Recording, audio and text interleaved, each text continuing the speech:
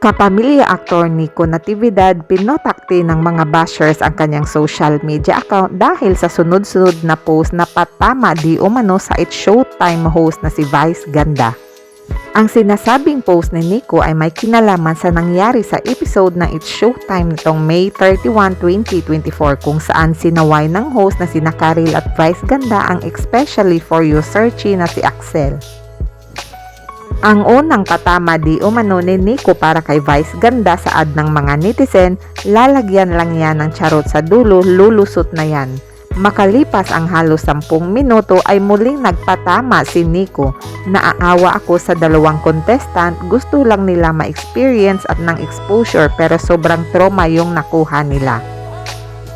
Sa ikatlong patamang post ni Nico, idiniin nito na naiintindihan niya ang pakiramdam na ipinapahiya sa telebisyon.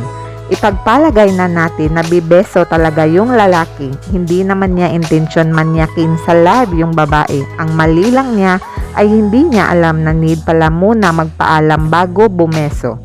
Naaawa lang ako sa lalaki na may nagawang mali pero hindi niya talaga intensyon. At syempre doon sa babae, na-offend man siya o hindi, siya lang ang makakapagsabi niyan. Kung na-offend man siya, alam ko na mapapatawad niya yung lalaki. Sobra lang kasing napahiya yung lalaki na sasabihan pa na tatadyakan at pwedeng kasuhan. Again, sa akin lang po ito ha. Alam ko kasi pakiramdam ng pinapahiya sa TV at napapower trip base sa experience ko.